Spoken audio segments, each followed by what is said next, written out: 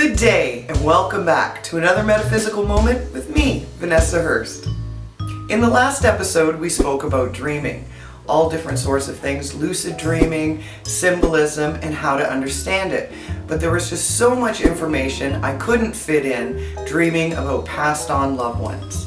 So in this episode we are going to do dreaming part 2 with passed on loved ones. Many times when we dream about passed on loved ones, we are actually in a lucid dreaming state.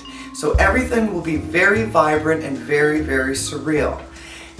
It's one of those dreams that you really don't want to come out of because it feels so beautiful. You can feel love, you can feel warmth from the sun, and you feel all the special feelings that you had for that passed on loved one while they're sitting there. Now, there's two different types of passed on loved one dreaming. Number one, when you see a passed on loved one in your dream and perhaps they're sitting across on a park bench from you and they look very, very sad. And in the dream you're confused because A, you know that this person's passed on, so you're not quite sure why you're seeing them in the park. And number two, you're always curious of why they're showing sadness when they're supposed to be happy on the other side.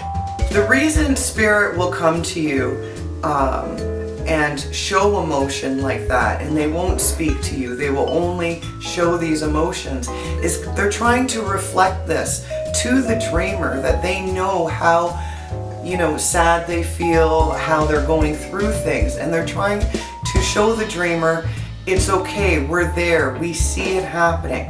Number two, that is the dream where it's extremely lucid and you sit down and you talk to that spirit on the park bench.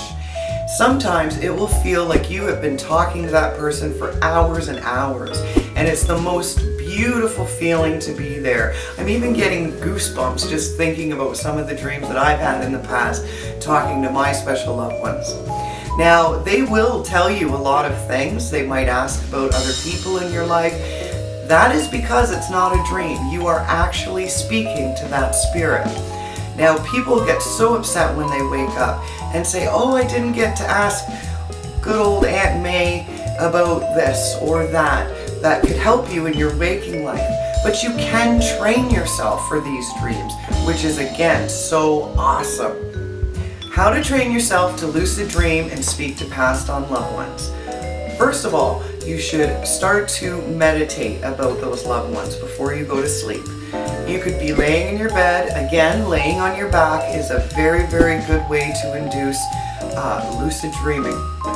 And start to meditate that way and think of a place that you know and start visualizing that loved one. Think of all the questions you want to ask this person when you do meet up with them. And ask that spirit, please help me remember this dream, because I really want to remember our visits together. Now, a good thing to remember is for you people that are still grieving very hard for your loved ones. Just because you haven't dreamt of them right away after they have passed does not mean they haven't crossed over. What it means is you could be so deep in grief at that moment that they can't get through to you in your energies. And that's okay. Like I said, it doesn't mean that they haven't crossed over or they don't want to say hello. It's just sometimes you have to get through the grief to be able to clear those energies to see them. I'd love to hear about your dreams about your passed on loved ones and what they had to say to you. Did you remember them, or was it a big long space of time and you only remember them saying, I gotta go now? That's the worst. That's awful when you feel that in the dream. But again, just be grateful that you had that few little bit of seconds with them. If you enjoyed this video, please like, subscribe, and share.